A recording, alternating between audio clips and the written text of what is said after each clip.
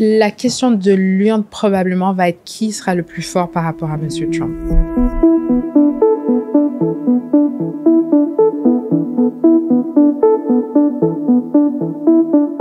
Martine Saint-Victor, bonjour. Bonjour. Vous êtes stratège en communication et directrice générale d'Edelman Montréal. Aujourd'hui, on vous reçoit pour parler des élections générales du Canada qui vont avoir lieu le 28 avril prochain.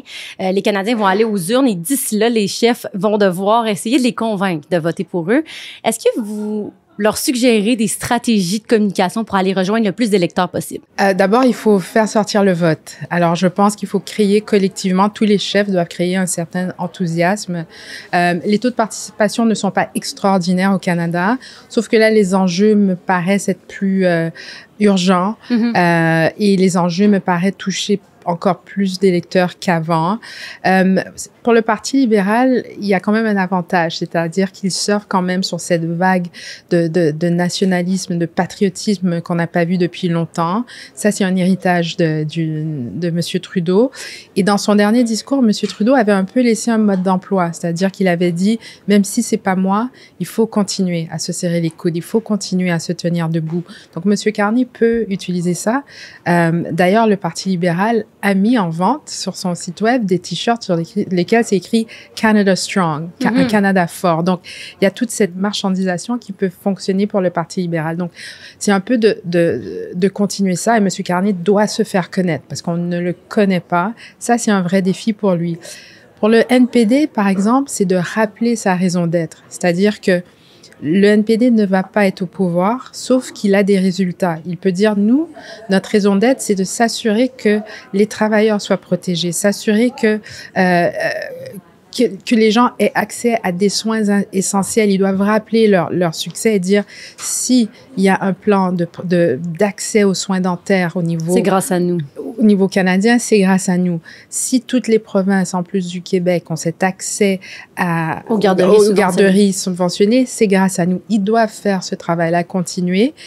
Pour le Parti conservateur, c'est d'avoir d'autres choses que des slogans. Parce que M. Carney, ça l'a dit de manière extraordinaire. Il a dit, les slogans ne sont pas des options. Alors, pendant si longtemps, ils ont surfé sur ça, sur des slogans, sur beaucoup d'attaques. Il n'y a rien de positif. On ne peut pas seulement être anti quelque chose. Il faut être pro quelque chose. Il faut proposer des choses. M. Poilievre le fait depuis un jour ou deux. Il doit le faire plus souvent et de manière plus constante. Pour M. Blanchet, évidemment, c'est de rappeler l'importance du Bloc. Pourquoi est-ce que le Québec doit être protégé? Qu'est-ce que le Québec perd si le Bloc québécois n'est pas là?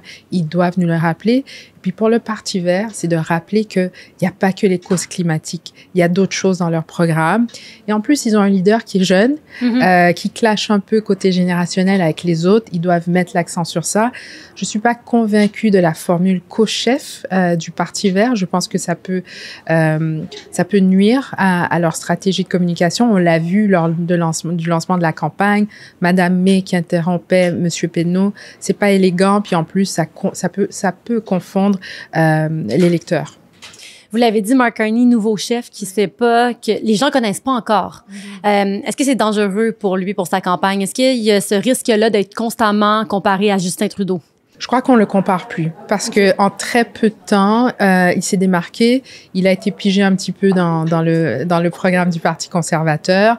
Et lui, quand il parle de son bilan, c'est pas un bilan politique, c'est un bilan à la Banque centrale du Canada, à la Banque centrale d'Angleterre. Et l'enjeu principal aujourd'hui, c'est un enjeu économique.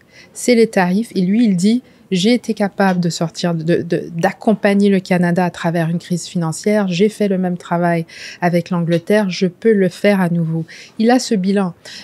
Donc, c'est un peu un citoyen, entre guillemets, privé qui saute dans la politique. Et il le dit, je ne suis pas un politicien de carrière. Et en disant ça, il se démarque totalement de M. Poilievre, qui, lui, est un politicien de carrière.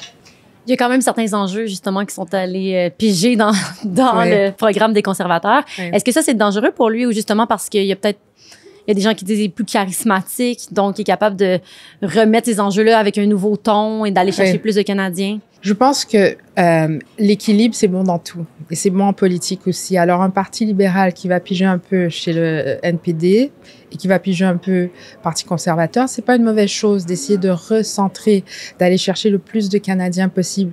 Il y a quelque chose d'assez intéressant avec M. Carney. Il y a quelques jours, il a cité Ronald Reagan, qui est un grand républicain. Pourquoi? Pour montrer qu'il y a peut-être des affinités, pour montrer qu'il y a une flexibilité, il y a une ouverture.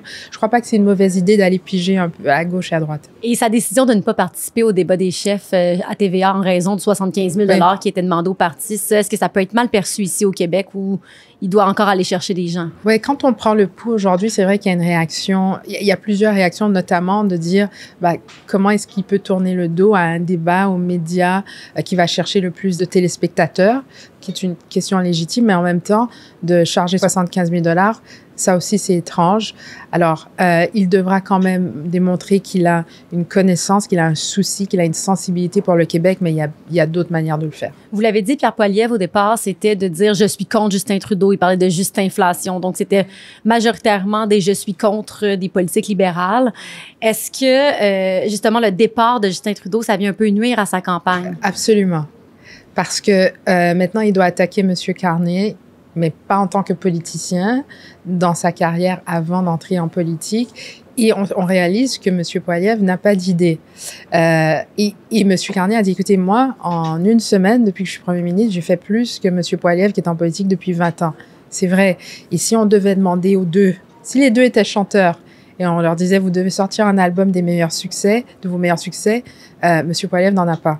M. Carney en a. Sa stratégie de ne pas accepter de journalistes à bord de son avion durant la campagne. Très mauvais. Pourquoi? C'est très mauvais. Ce qu'on veut, nous, en tant qu'électeurs, c'est une transparence. Alors, l'image que ça projette, c'est... alors, il a des choses à cacher. Mais en même temps, c'est assez emblématique d'un mouvement, d'une tendance qu'on voit, on l'a vu aux États-Unis notamment, où les politiciens se tournent un petit peu plus vers les médias non traditionnels. Alors, il ne faudra pas être surpris si on voit M. Poilievre accorder des interviews à des balados, par exemple. Donc, moi, ce que je dis, c'est encore une fois, c'est trouver l'équilibre. Il ne faut pas fermer la porte aux médias traditionnels. Au contraire, d'inviter des médias non traditionnels, c'est normal. Pourquoi? Parce que les habitudes de consommation ont changé, donc il faut aller chercher ces gens-là, mais de carrément dire pas de journalistes à bord, vraiment, c'est pas, d'abord, c'est pas très démocratique. Vous savez, il y a des endroits où on limite l'accès aux journalistes, notamment en Russie, notamment en Chine, et ce sont pas des exemples de grande démocratie, de grande transparence. Et François Blanchet, lui, s'est présenté comme un ami, un allié du Québec et défend également le Canada et le Mexique contre les tarifs aux États-Unis. Est-ce que c'est un bon pari, selon vous, de se placer en défenseur comme ça? Il faut, parce qu'il doit rappeler pourquoi le bloc est important. Et quand il le fait, quand il dit qu'il est allié du Mexique notamment, pourquoi? C'est parce qu'il y a des emplois au Québec qui sont menacés à cause de cette guerre tarifaire. Donc, effectivement, il doit le rappeler. Et on a toujours à rappeler aux gens qui on est, quelles sont nos valeurs, qu'est-ce qu'on défend. Et ça, c'est très important. Jagmeet Singh, lui, on le sait, c'est un peu grâce à lui, vous l'avez dit, qu'il y a des politiques comme le régime dentaire pour tous, la garderie subventionnée. Mais est-ce qu'il doit quand même se distancier de l'alliance qu'il a fait avec les libéraux pendant le dernier gouvernement? Oui, mais en fait, je crois que le virage que M. Singh a pris depuis quelques jours, depuis le début de la campagne, en fait, c'est d'aller contre les milliardaires. Ça, c'est sa ligne. Il a dit, moi, je ne suis pas appuyé par des milliardaires, je ne suis pas le seul à ne pas être appuyé par M. Trump, ce qui est faux, mais Monsieur Trump n'a pas appuyé François Blanchet, notamment. Puis il n'a pas vraiment appuyé Monsieur Carney non plus. Donc, mais Monsieur Singh, c'est sa ligne. Il dit, je suis pas appuyé par des PDG. Moi, je suis pour les travailleurs. Encore une fois, il faut le rappeler. Et il surfe un peu sur ce qu'on voit aux États-Unis, c'est-à-dire que on a vu on a vu Bernie Sanders, on a vu Alexandria Ocasio-Cortez faire cette espèce de tournée contre l'oligarchie. Et là, c'est le langage de M. Singh. Et c'est encore un rappel de ce qu'ils font. Mais je crois pas qu'on va lui vouloir ce partenariat passé, entre guillemets, si vous voulez, qu'il a fait avec le Parti libéral, parce que justement, il y a eu des résultats positifs. Le co-chef du Parti vert, lui, Jonathan Pedneau, c'est quelqu'un qu'on ne connaît pas vraiment encore, puis il n'y a pas de député sortant au Québec. Comment il va faire pour se faire connaître pendant cette campagne-là? Oui, en fait, il a lancé sa campagne à Outremont, qui est son comté. Encore une fois, lui, il a l'âge de son côté, c'est-à-dire cette jeunesse, cette fougue. Ce qu'il peut faire, c'est se positionner et aller chercher un certain électorat, justement. Évidemment qu'il ne sera pas premier ministre, mais ce qu'il fait, c'est qu'il investit. Il investit pendant 4 ans, il investit pendant 8 ans, de rappeler encore l'existence du Parti vert, les valeurs du Parti vert, et d'aller chercher justement, d'aller développer ce jeune électorat qui le suivront. Alors lui, c'est vraiment un investissement qu'il fait, pas pour le 28 avril, mais vraiment plutôt pendant 4 ans ou les années à suivre. Est-ce que la question de l'urne cette année, ça va être les tarifs et Donald Trump? La question de l'urne, probablement, va être qui sera le plus fort par rapport à M. Trump, grosso modo. Parce qu'il y a plusieurs éléments. C'est pas seulement de dire que oui, il y a cette guerre tarifaire qui est vraie. Il y a cette question de l'annexation. Il y a cette question il y a des droits qui sont brimés aux États-Unis. On ne veut pas que ça arrive ici.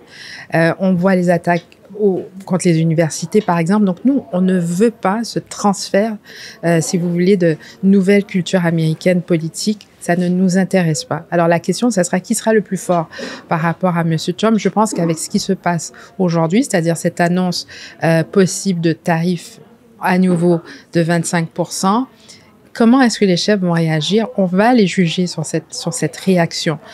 Donc, tout ce que M. Trump fait est un test pour les chefs, en fait. C'est une campagne électorale canadienne qui se positionne un peu contre les États-Unis. Oui. Et le défi, c'est de dire, nous sommes contre votre président, nous ne sommes pas contre vous. Mm-hmm. Ça, c'est une distinction absolument importante et M. Trudeau, dans son dernier discours, l'a répété à plusieurs reprises.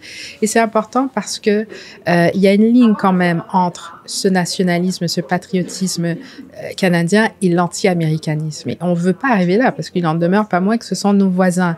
Et ce sont pas eux. C'est vrai que c'est leur président. C'est l'action d'un seul homme. C'est l'action d'un cabinet. C'est pas un gouvernement ce sont pas des électeurs qui ont dit on vote pour vous pour aller vous battre contre les Canadiens. Au contraire, quand on regarde les sondages, les Américains sont gênés. Et en plus, aujourd'hui, ils voient très bien que c'est au détriment de leurs habitudes de consommation parce que tout sera plus cher avec cette guerre tarifaire, même pour eux. Alors, le gouvernement canadien a fait un super boulot, notamment avec ces affiches où c'est écrit « les tarifs, c'est une taxe » parce qu'il faut expliquer ce principe fiscal.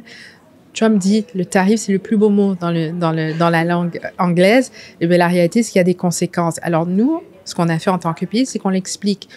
Et plus les Américains vont comprendre ce que ça veut dire un tarif, plus ils seront contre leur gouvernement. Et c'est ce qu'on voit. On voit ce virage. Et ça, c'est vrai chez les démocrates comme chez les républicains, les électeurs républicains. Je reprends vos mots. Le défi, ça va être de faire sortir le vote. Oui, toujours. Pour ça, c'est quoi les erreurs qu'il faut éviter pendant la prochaine campagne? Il faut avoir un peu de positivisme parce que là, c'est très négatif. Il faut faire rêver un peu. Et les leaders, et ça, c'est vrai en politique, c'est vrai en affaires, par exemple, il y a une responsabilité de montrer que le verre est à moitié plein, même si les choses ne vont pas très, très bien. C'est une responsabilité que nous avons en tant que dirigeants. Alors, M. Carney, M. Pedneau, M. Blanchet, M. Singh, ça fait beaucoup de monsieur, on en parlera une autre fois, doivent nous dire, oui, nous avons ce qu'il faut pour continuer d'être un bon pays. Nous avons tout ce qu'il faut pour vous permettre de réaliser vos rêves. On doit voir ça. Surtout quand des enjeux, par exemple, c'est l'accès à la propriété. C'est un rêve pour des couples ou pour des individus. Montrez-nous que c'est possible. Montrez-nous que ça va bien chez nous malgré tout. Et ça fait partie du défi parce que si on ne se sent pas interpellé, on va pas sortir aller voter. On va se dire, il n'y a rien à faire. Il n'y a rien à faire, oui. Martine Saint-Victor, merci beaucoup d'avoir fait le point avec nous aujourd'hui. Avec plaisir. Au revoir.